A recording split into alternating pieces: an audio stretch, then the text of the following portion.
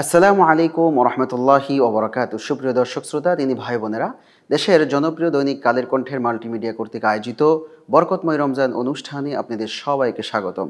প্রিয় দর্শক, আজ কথা বলবো রমজানে কোন কোন জিনিস থেকে বেঁচে থাকতে হয় এবং যদি এগুলো থেকে বেঁচে না থাকা হয় তাহলে এগুলোর ভয়াবহ পরিণতি অত্যন্ত খারাপ।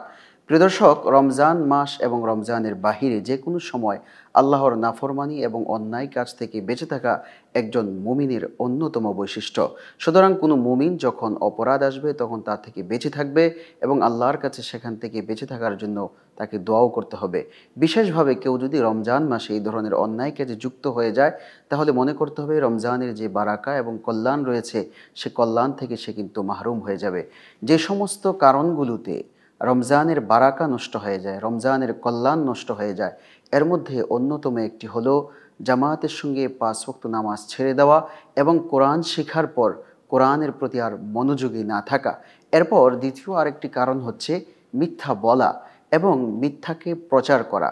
এরপর আরেকটি বিষয় হচ্ছে অন্যায় অশ্লীল কাজের সঙ্গে যুক্ত হওয়া, এর মাধ্যমেও বারাকা নষ্ট হয়ে যায়। আরেকটি হচ্ছে ইচ্ছাকৃতভাবে নিজের সম্পদকে অনেক বৃদ্ধি করার জন্য সুদের সঙ্গে যুক্ত হওয়া। এই সমস্ত কারণগুলো যদি থাকে তাহলে মনে করতে হবে আমাদের রমজানের বারাকাগুলো নষ্ট হয়ে যাবে। আমরা একটি প্রসিদ্ধ লম্বা ঘটনা আপনাদের সামনে উল্লেখ করছি, যা নবী সাল্লাল্লাহু আলাইহি ইসলাম থেকে বিশুদ্ধ ঘটনায় বর্ণিত এবং যা সহিহ বুখারীর মধ্যে উল্লেখ রয়েছে। আল্লাহ রাসূল সাল্লাল্লাহু আলাইহি ইসলামের একটা নিয়ম ছিল, তিনি যা স্বপ্নে দেখতেন সেগুলোকে সাহাবাদের সঙ্গে শেয়ার করতেন। এমনকি সাহাবাদেরকে জিজ্ঞাসা করতেন, তোমরা আজ কোনো স্বপ্নে দেখেছো কিনা? কোনো স্বপ্ন যদি দেখে থাকো তাহলে আমার সঙ্গে তা শেয়ার করো। এরপর একদিন আল্লাহ রাসূল সাল্লাল্লাহু আলাইহি ওয়াসাল্লাম অন্যান্যদেরকে জিজ্ঞেস করছেন স্বপ্নের কথা, পাশাপাশি তিনিও নিজে একদিন তার নিজের স্বপ্নের কথা বলছেন যে আজ আমি একটি স্বপ্নে দেখেছি। স্বপ্নের মধ্যে দেখলাম দুজন ব্যক্তি আমার নিকট এসেছে। দুই ব্যক্তি আমার নিকট এসে আমাকে একটু সামনে নিয়ে যাচ্ছে। সামনে নিয়ে যাওয়ার পর দেখলাম এক ব্যক্তিকে চিত হয়ে শুয়ে রাখা হয়েছে। তার মাথার ওপর দিয়ে একটি বিশাল পাথর দিয়ে আঘাত করছে। আঘাতের পরে তার মাথাটা ফেটে যাচ্ছে। ফাটার পর ওই যে পাথরটা গড়িয়ে পড়ে ওই পাথরটাকে আবার ওই ব্যক্তি নিয়ে আসে। এর মধ্যে আবার তার মাথাটা ভালো হয়ে যায়। এরপর দ্বিতীয়বার আর তার মাথার ওপর আবার নিক্ষেপ করা হয়। এভাবেই চলতেই থাকে, চলতেই থাকে। নবী জিজ্ঞেস করলেন, এরা কারা? তখন ওই দুই ফেরেশতা বললেন, আপনি ইনতলিক, সামনে চলেন। সামনে যাওয়ার পর দেখলেন যে আরেক ব্যক্তিকে চিৎ করে শুয়ে রাখা হয়েছে। ওই ব্যক্তিকে দুজন ব্যক্তি পিছনে দাঁড়িয়ে আছে আর লোহার আংটা নিয়ে দাঁড়িয়ে আছে। এই লোহার আংটার মাধ্যমে তার চেহারার এক পাশ থেকে এভাবে আঁচড়িয়ে মাথার শেষ পর্যন্ত নিয়ে যাচ্ছে। এই ডান পাশ যেমন ডান পাশের, তারপর তার নাকের সেখান থেকে নিয়ে বা মাথার পিছন পর্যন্ত এভাবে আঁচড়াচ্ছে, আবার চোখ থেকে নিয়ে পিছন পর্যন্ত আঁচড়াচ্ছে। এভাবে এটা শেষ হওয়ার পর আবার বাম দিকে এসে বাম দিকে অনুরূপ এই কাজগুলো করে। তো এটা দেখার পর নবীজি বললেন, এই রক্তাক্ত অবস্থা, তার এই চেহারার যে ক্ষতবিক্ষত অবস্থা, এরা কারা? তখন ওই দুই ফেরেশতা বললেন, আপনি সামনে চলেন। সামনে যাওয়ার পর দেখলেন একটা বিশাল তান্নুন রুটির মতো একটা চুলা। সে চুলার ভিতরে অনেক আগুন উত্তপ্ত করে জ্বলতেছে আর সেখানে কিছু মানুষ অনেক চিৎকার করে আওয়াজ করতেছে। নবী জিজ্ঞেস করলেন যে এই যে লোকগুলো এরা কারা, চিৎকার করতেছে? নবী একটু আগেই যে দেখলেন যে সেখানের মধ্যে উলঙ্গ অবস্থায় কিছু পুরুষ এবং কিছু নারী সেখানে রাখা হয়েছে এবং তারা চিৎকার করছে। নবী যখন জিজ্ঞাসা করলেন, আচ্ছা এরা কারা? তখন নবী ওই ফেরেশতারা বলেন, আপনি ইনতলিক, সামনে চলেন। সামনে যাওয়ার পর দেখলেন বিশাল একটা পুকুর। ওই পুকুরের মধ্যে পানিটা হচ্ছে প্রায় রক্তাক্ত পানি। সেই রক্তাক্ত পানির মধ্যে বিশাল একজন মানুষ সেখানে সাঁতার কাটতেছে আর পাড়ের ভিতরে একজন মানুষ দাঁড়িয়ে আছে পাথর নিয়ে। ওই পাথর যখন ওই ব্যক্তি যখন নাকি সাঁতার কেটে ওপারে যায়, ওপার থেকে আবার এপারে আসে, আসার পর তার পিপাসা লেগে যায়। পিপাসার পর যখন সে খাবার চায় তখন দাঁড়িয়ে থাকা ব্যক্তি পাথর দিয়ে তার মুখের ভিতরে এভাবে নিক্ষেপ করে। সে কষ্টে আবার ওই পারে চলে যায়, ওই পার থেকে আবার আসে, তাকে আবার পাথর দিয়ে এভাবে মুখের ভিতরে নিক্ষেপ করা হয়। নবী জিজ্ঞাসা করলেন, এই ধরনের ভয়ঙ্কর পরিস্থিতি কার জন্য, এরা কারা? তখন ওই ফেরেশতারা বললেন, ইনতলিক, সামনে চলেন। সামনে যাওয়ার পর দেখলেন যে ওই একজন এমন কুৎসিত ব্যক্তি দাঁড়িয়ে আছেন। আল্লাহ রসুল বললেন যে আমি এত কুৎসিত ব্যক্তি পৃথিবীর মধ্যে আর কাউকে দেখি নাই। তখন এই ফেরেশতাদেরকে বললেন, আচ্ছা এরা কারা? তখন বলে, আপনি সামনে চলেন। এবার নবী বলেন, আচ্ছা এই যে রাতে এত ধরনের স্বপ্নে দেখলাম, প্রথম যে ব্যক্তিকে দেখলাম তার মাথাটাকে ফাটিয়ে দেওয়া হচ্ছে, এরা কারা? তখন ওই দুই ফেরেশতা বললেন, এরা হচ্ছে ফাইন্নাহু ইয়াখুদুল কুরআন ফায়ারফুজুহু ওয়া ইয়ানামু আনিস সালাতিল মাকতুবা।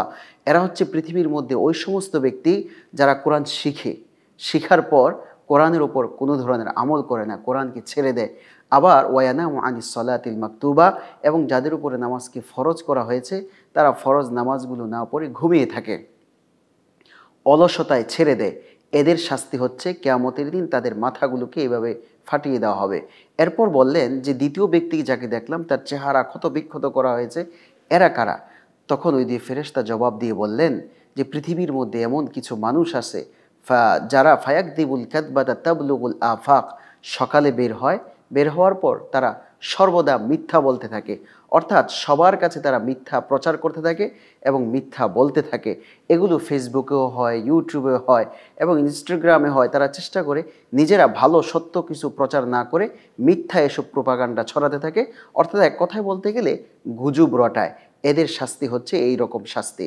এরপর নবী বললেন, আচ্ছা এরপরে কারা, যাদেরকে আমি দেখলাম যে আগুনে জ্বলতেছে? তখন ওই ফেরেশতারা বললেন ফাইন্নাহু মিনাজ জুনাত ওয়াজ জাওয়ানি। এরা হচ্ছে পৃথিবীর মধ্যে যারা অন্যায় কাজ করেছে, অশ্লীল কাজ করেছে, তাদেরকে এই ধরনের শাস্তি দেওয়া হবে। এরপর যিনি সাঁতার কাটছেন তার শাস্তি কেন? তখন এই ফেরেশতারা বললেন ফাইন্নাহু আকিলুর রিবা। তারা দুনিয়ার ভিতরে অধিক লাভের জন্য সুদে টাকা লাগাতো, তাদের শাস্তি হচ্ছে এটা।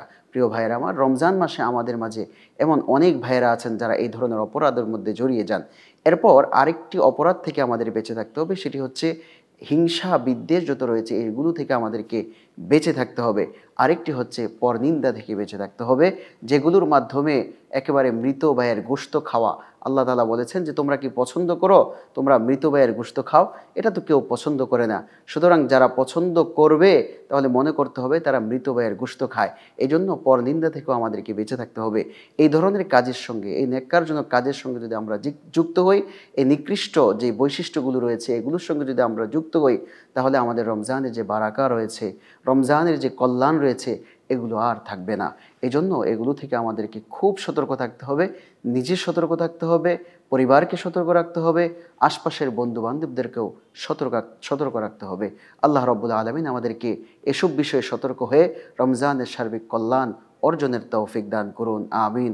ওয়া আখিরু দাওয়ানা আনিল হামদুলিল্লাহি রাব্বিল আলামিন। প্রিয় দর্শক, অনুষ্ঠানের এই পর্যায়ে চলুন আমরা একই সঙ্গে আল্লাহর দরবারে মুনাজাতে শরীক হই।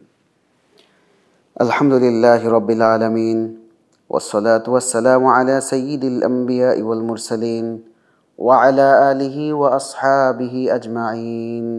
ربنا ظلمنا أنفسنا وإن لم تغفر لنا وترحمنا لنكونن من الخاسرين ربنا آتنا في الدنيا حسنة وفي الآخرة حسنة وقنا عذاب النار। হে আল্লাহ, আমাদেরকে মাফ করে দিন। ইয়া আল্লাহ, আমাদের যাবতীয় সব গুনাহগুলোকে আপনি ক্ষমা করে দিন। ইয়া আল্লাহ, আমরা আপনার কাছে তাওবা করতেছি। ইয়া আল্লাহ, আমাদের তাওবাকে কবুল করে নিন। ইয়া আল্লাহ, আমাদের পিতা মাতাদেরকে ক্ষমা করে দিন। ইয়া আল্লাহ, আমাদের আত্মীয় স্বজন যারা রয়েছে, ইয়া আল্লাহ, যারা কবরবাসী হয়ে গেছেন, সবাইকে আপনি জান্নাতের মেহমান হিসাবে কবুল করে নিন। ইয়া রব্বাল আলামিন, আমাদেরকে সার্বিক কল্যাণ দান করে দেন। আমাদের রমজানের আমালগুলোকে আপনি কবুল করে নিন। ইয়া আল্লাহ, অন্যায় কাজ থেকে আমাদেরকে বেঁচে থাকার তৌফিক দান করে দেন।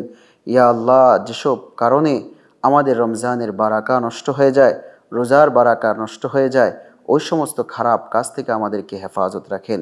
ইয়া রব্বাল আলামিন, বরকতময় রমজান অনুষ্ঠানকে আপনি কবুল করে নেন। এর পিছনে যারা মেহনত করতেছে, আল্লাহ সকলকে আপনি উত্তম প্রতিদান দান করেন।